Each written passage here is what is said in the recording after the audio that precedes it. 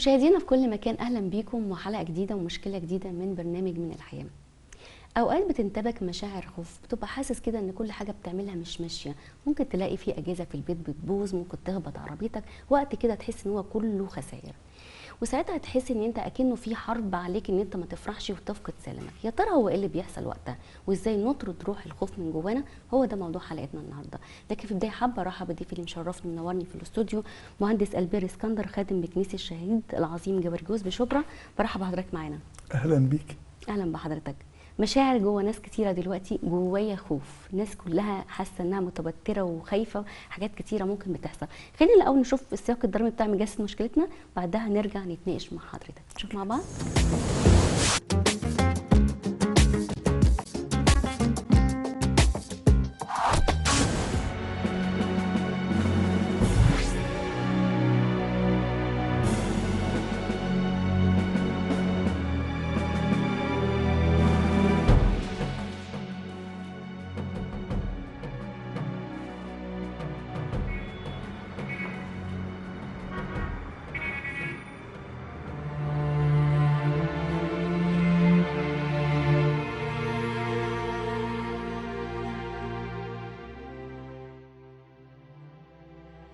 سوزي، يا سوزي. ايوه يا ماجد. انا نازل، مش عايزه حاجه من بره؟ لا شكرا. ايه ده؟ مالك؟ في ايه؟ مفيش. مفيش ده ايه؟ انت بتعيطي وعينيكي مليانه دموع. مالك يا ماما؟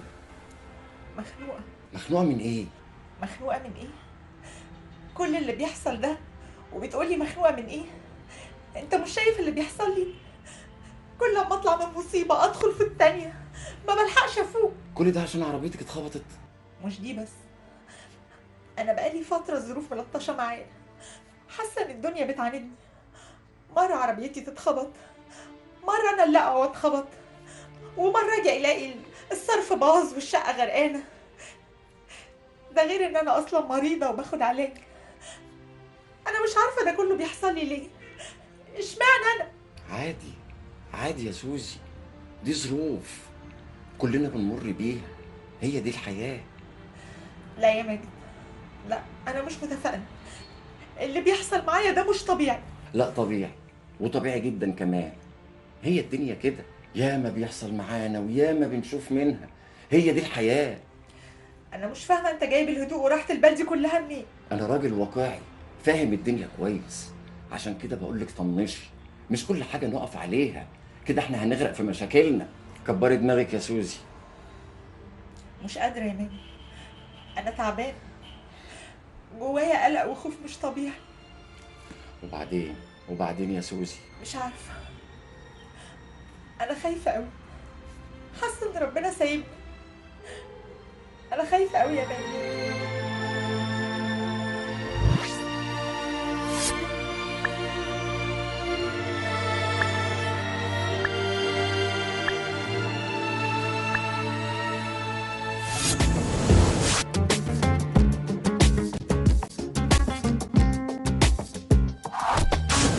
مشاهدينا، ورجعنا لكم مره تانية بعد الموقف الدرامي. باشمهندس، طبعا وقت صعب ممكن يمر على اي حد فينا، ساعات كده تحسي واحد يمر بوقت يحس ان الدنيا كلها متكركبه عليه، مشاكل في الشغل، مشاكل في البيت، اجهزه بتبوظ، ممكن يخبط عربيته، حاجات كتيره جدا تحس ان هي مشاكل في صحته، حاجات ورا بعضها ورا بعضها، زي ما يكون يحس الانسان ايه ده، هو انا عليا حرب؟ انا كل ما اقوم من حاجه الاقي حاجه تانية تفطسني وتوقعني مره تانية.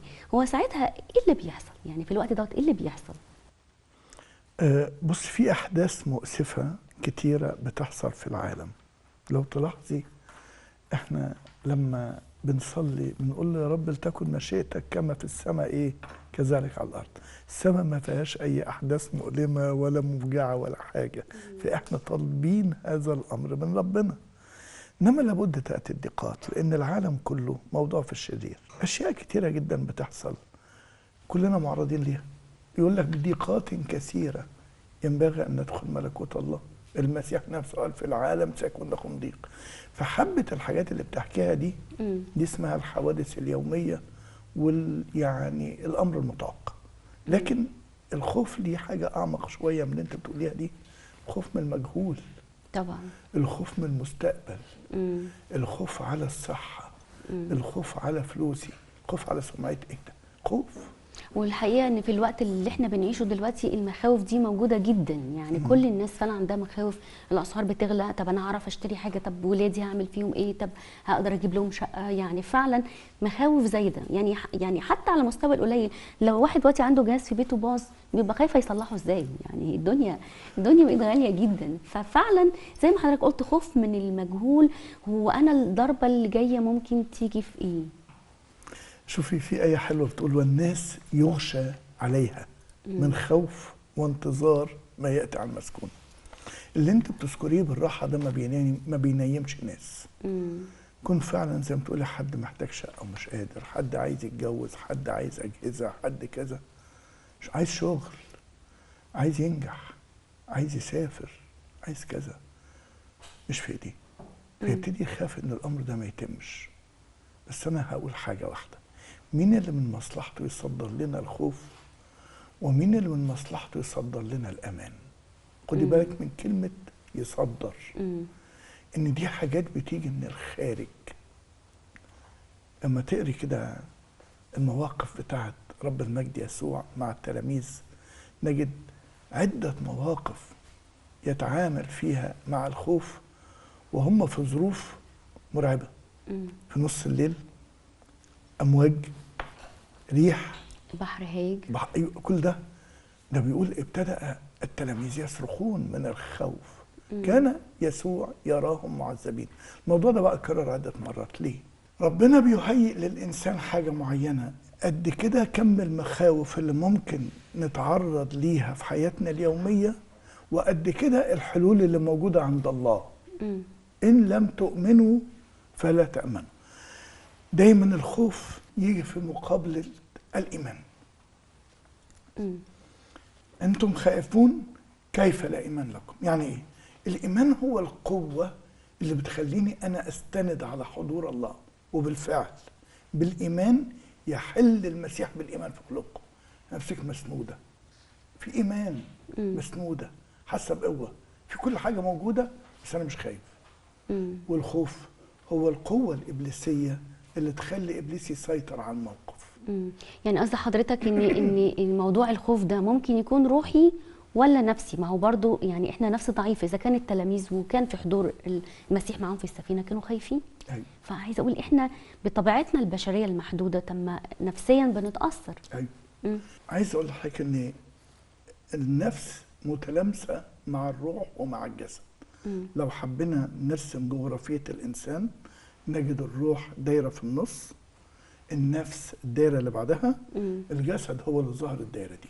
اوكي. فيجي عدو الخير ليه سلطان الخوف. ده بيقول ايه؟ لم تأخذوا روح العبودية أيضا للخوف، لم تأخذوا، بل أخذتم روح التبني الذي به نصرخ يا أبا الآب. واضح إن روح الخوف ده أنا ما خدتوش، ده دخيل. يقول أيضا: ويعتق أولئك الذين خوفا من الموت كانوا جميعهم تحت العبودية. حتة العبودية والخوف دي تعني إن أنا مش في المسيح، مش في الله، مش في الإيمان، وبالتالي أنا بواجه قوة شريرة. إبليس بيسيطر على الإنسان بهذه القوة. وكل ما يخوف الإنسان أكتر، وكل مساحة خوفه ما تزيد، كل ما يتناقص عنده عنصر الإيمان ويتلاشى الله. بقول له: لماذا تختفي يا رب في أزمنة الضيق؟ المعقولة بقى أنا لو ليا واحد صاحبي معايا في الوسع وفي الضحك والانبساط، وساعة الضيق يختفي، يبقى ده صاحب؟ ولكن هكذا يقال وقت الضعف. قول له: لأنك التحفت بالسماء فلا يأتي صوتي إليك. الكلام ده بيحصل وقت ما يكون الإنسان خايف إن إبليس سيطر. صحيح. لأن فعلا ساعات بيبقى شيء مرعب إن هو حاسس إيه ده، في حاجات ضربات ورا بعضها، هو إيه ده، هو ربنا سابني؟ ده الإحساس ده مرعب. أيوة. جدا. أيوة. هو ربنا سابني وتخلى عني وأنا بقيت لوحدي ولا إيه؟ فبرضه ده حضرتك بتقول إن هو برضه عدو الخير بيصدره لنا عشان يخلينا نخاف أكتر. أنا عايز بس وأنا بتكلم إن عدو الخير بيصدر خوف، عايز أقول ليه بقول دايما عدو الخير بيصدر خوف؟ لأن ربنا قال: كل غرس لم يغرسه أبي يقتلع. انا عايز اي واحد خايف سامعني دلوقتي قول له في علاج لخوفك عند ربنا وهيختلع، انت مش هتعيش خايف. دي لك مثال صغير. اوكي. وقت ما المسيح اتصلب كان التلاميذ في العلية خائفين متجمعين بسبب الخوف من اليهود وقافلين على نفسهم ابواب شبابيك ابواب مغلقه. تعالي اتفرجي اول ما فرحوا بقيامه الرب اقتضوهم يتحاكموا، ضربوهم، سجنوهم وهم فرحين. تخيلي ده وقفوا قدام حنانيا وقيافه ودول كلهم قال لهم ايه؟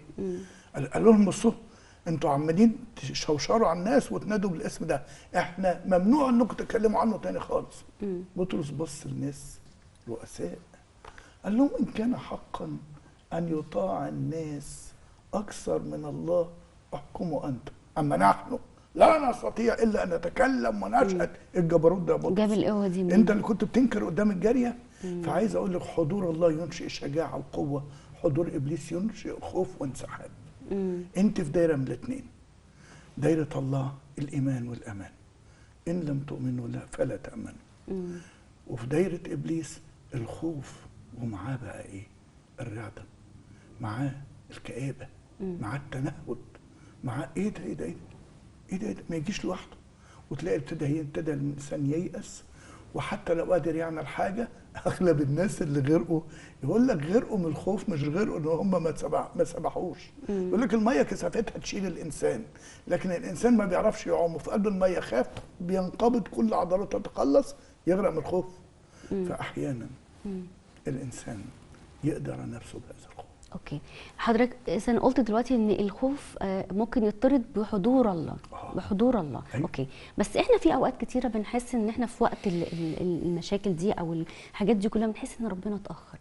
نيجي نقول له حتى يا رب يعني هو انت يا رب اتاخرت ليه؟ ده انت لو كنت جيت بدري شويه يعني ما كانش الخسائر دي هتحصل، ما كانش حصل الفعل الفلاني. فبرضه ماشي حضور الله هيجي يبدد كل حاجه، بس هو ساعات بيتاخر علينا. ودي شكوى ناس كتيره، يا رب انت بتتاخر. حتة ان ربنا يتأخر ما نقدرش نقولها بالبساطة دي، لان ربنا هو الاله الحكيم وحده. وان كان في بعض مواقف بان ان هو متأخر اراديا زي ما حصل في موت العازر، قالوا له يا سيد الذي تحبه قد مريض والسيد كذا، والمسيح قال لهم العازر حبيبنا قد نام. ايه ده؟ ومكث ايه؟ يومين، وبعد يومين راح سافر، اخذ يومين تانيين 4 ايام. لما وصل مريم ومرسى بصوا له بمراره، لو كنت ها هنا يا سيد لم يمت اخي.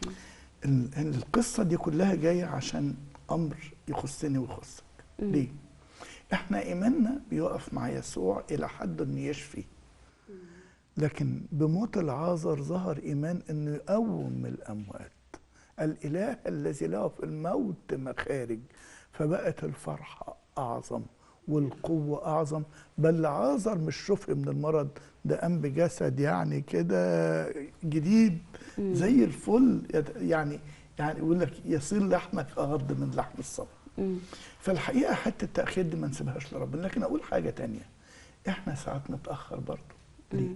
ساعات بندور في نفسنا على حل ما نلاقيش، في اللي حوالينا على حل وفي الآخر وفي الوسائل البشرية. فساعات سامحيني بيقول تطلبونني فتجدونني إذ تطلبونني بكل قلوب.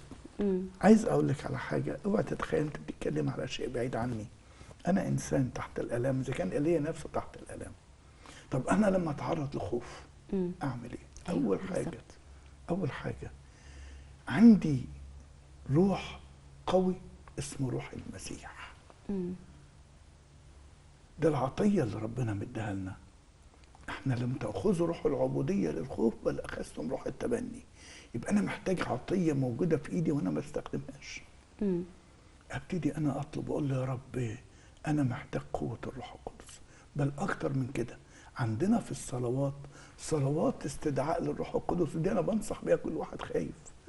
روح القدوس يا رب الذي أرسلته إلى تلاميذ القديسين رسلك هذا لا تنزعه منا الصالح، جدده في أحشائنا روحا مستقيما ومحيانا، روح النبوة والعفة، روح القداسة والعدالة والسلطة. استدعاء أيها الملك السماوي المعز، روح الحق الحاضر في كل مكان والمالئ الكل، كنز الصالحات، معطي الحياة، هلم تفضل حل فينا طهرنا من كل دنس. الدنس ده هو الخوف، هو الفشل، هو اليأس.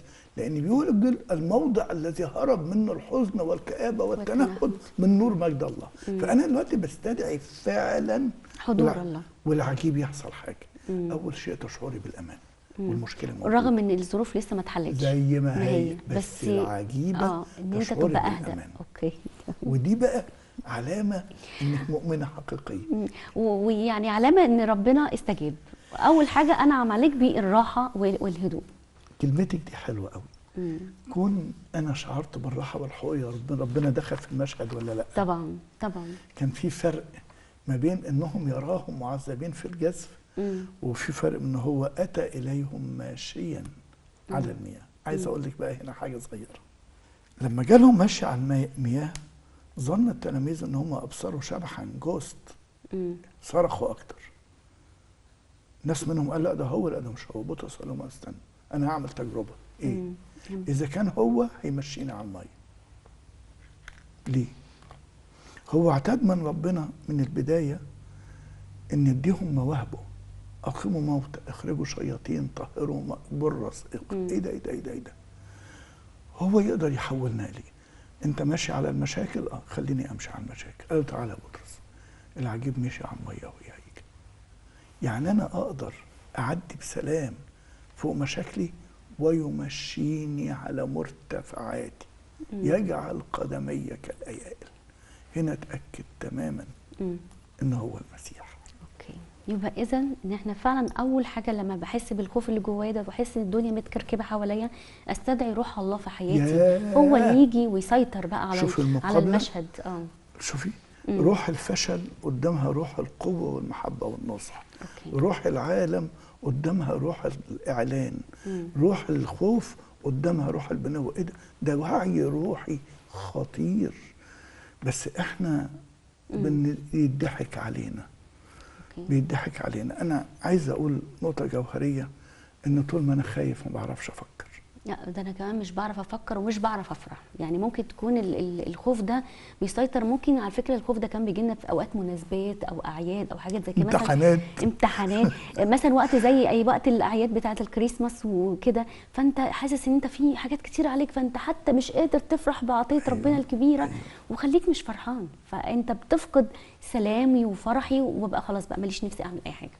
فعايزه اقول لك بيبقى فعلا سيطره الخوف وروح الخوف جوانا صعبه جدا. فاحنا عايزين نقول بقى احنا اول حاجه بنستدعي روح الله. عايزين بقى نفرح ازاي في وسط الرغم من انت قلت لنا اول حاجه بتبقى فيه راحه بس المشاكل ما اتحلتش. ازاي بقى اضغي كمان فوق المشاكل دي وافرح وانا يعني واثقه ان ربنا هيجي ويحل؟ هو الحقيقه دايما الحل الالهي يختلف عن الحل البشري. احنا واحنا خايفين حاطين قدامنا حلول بشريه كتير لربنا، والعجيب ولا حل منها ربنا بيتخذه، وعيننا رايحه لدي. عايز اقول لحضرتك على حاجه. بيقول لم تصبكم تجربه الا بشريه، ولكن الله امين لا يدعكم تجربون فوق ما تحتملون، بل يعطي مع التجربه المنفذ. يعطي مع التجربه ايه؟ منفذ. اذا ربنا عنده منفذ ولا لا؟ عنده. طب انا قاعد خايف مرعوب مش شايف ايه منفذ. انا كل اللي بعمله بصرخ ضد التجربه. لا، انت لما بتاخد سلام وهدوء تجد نفسك قادر تشوف منافذ اخرى ربنا بيشاور لك عليها. يوما ما موسى وشعب الله كانوا واقفين قدام البحر الاحمر، فم الحيروس. شويه ولقوا فرعون جاي وراهم. البحر امامكم والعدو خلفكم. ما فيش حل. جه موسى والشعب ايه هيفرتك موسى وهارون. جه موسى يكلم ربنا قال له مالك تصرخ الي؟